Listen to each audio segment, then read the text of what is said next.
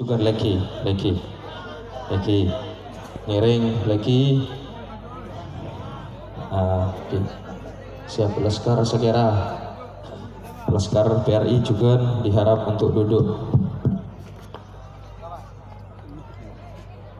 Assalamualaikum warahmatullahi wabarakatuh.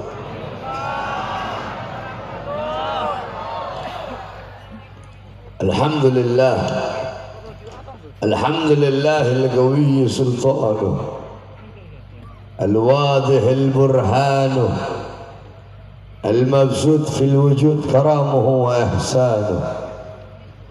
اللهم صل وسلم وبارك وكرم وعظم على نور الأنوار وسر الأسرار وترياك الأخيار ومفتاح باب اليسر سيدنا ومولانا محمد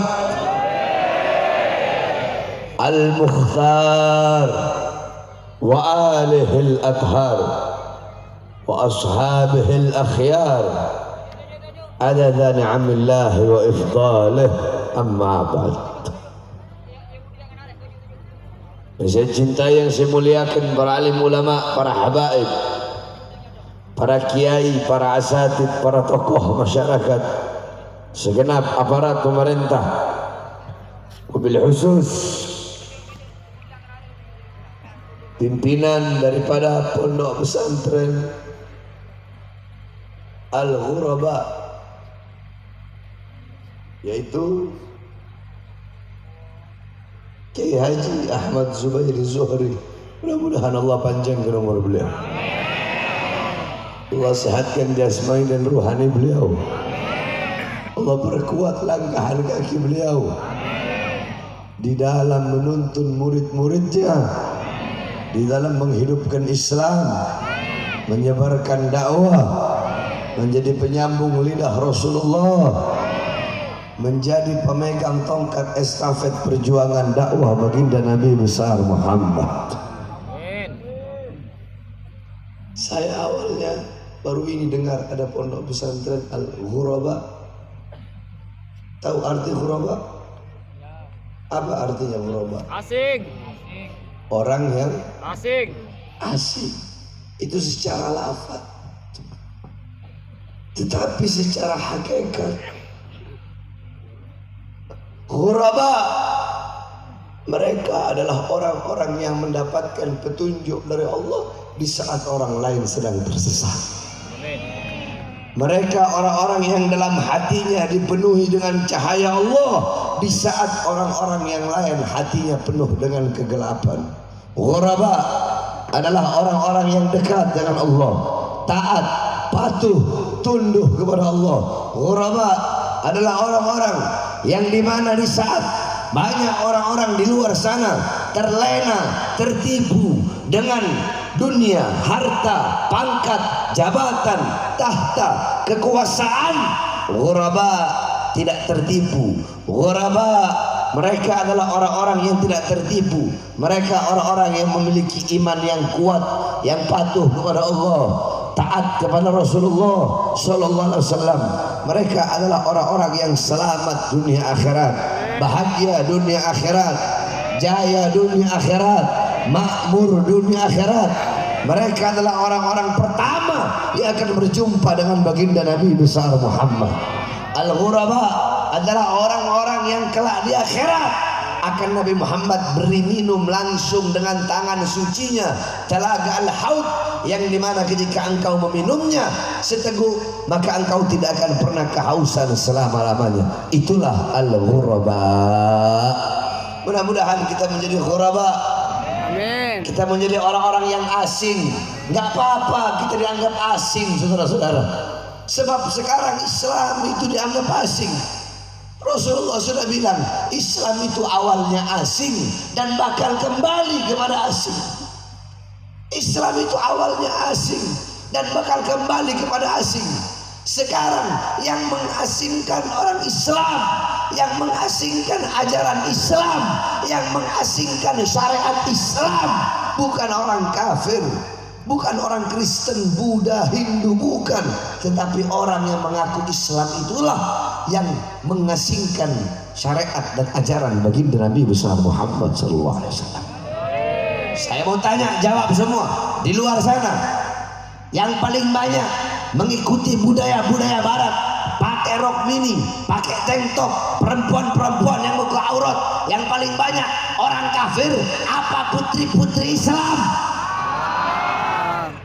Orang kafir apa orang Islam? Islam. Di Indonesia yang paling banyak merayakan hari-hari Valentine, malam tahun baru, hari-hari besar orang-orang barat, orang-orang kafir. Siapa yang paling banyak merayakan?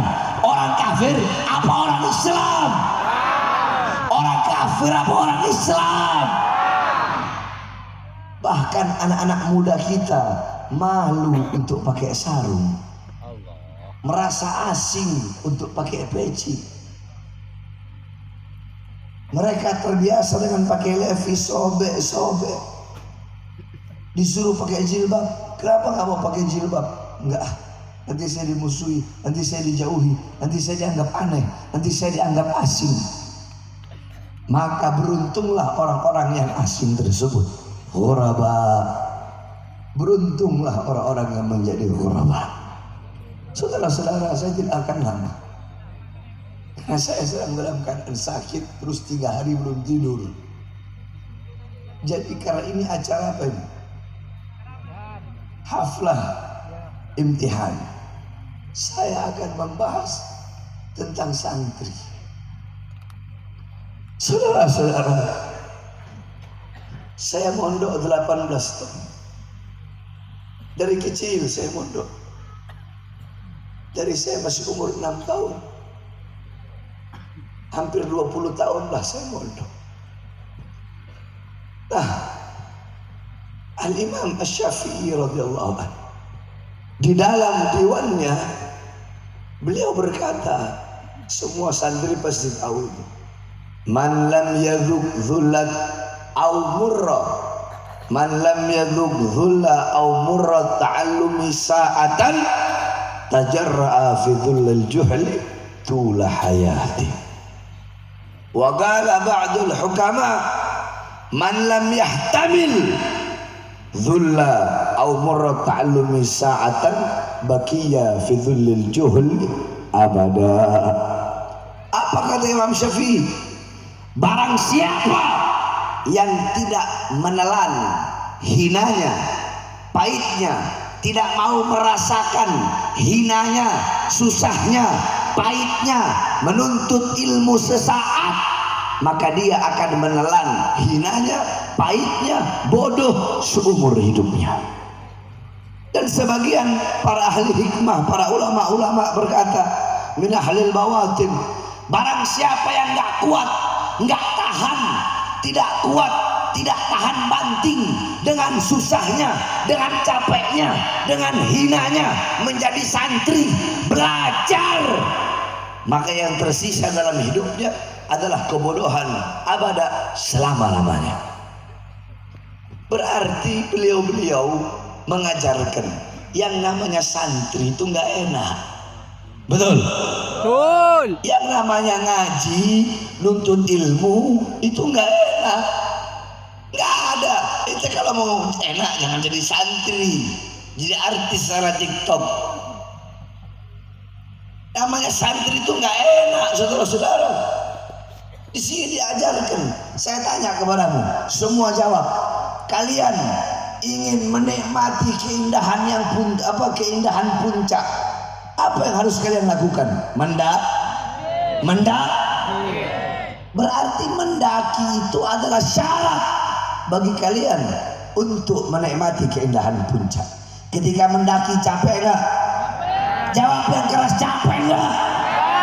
Lelah enggak? Ketika udah sampai di atas, hilang enggak capeknya? Hilang enggak lelahnya? Nikmat enggak? Senang enggak? Bahagia enggak? Berarti capek, susah itu syarat untuk kalian ingin menikmati keindahan puncak gunung. Kalian ingin mutiara yang indah, Apakah bisa kalian dapatkan begitu saja? Tidak. Apa yang harus kalian lakukan?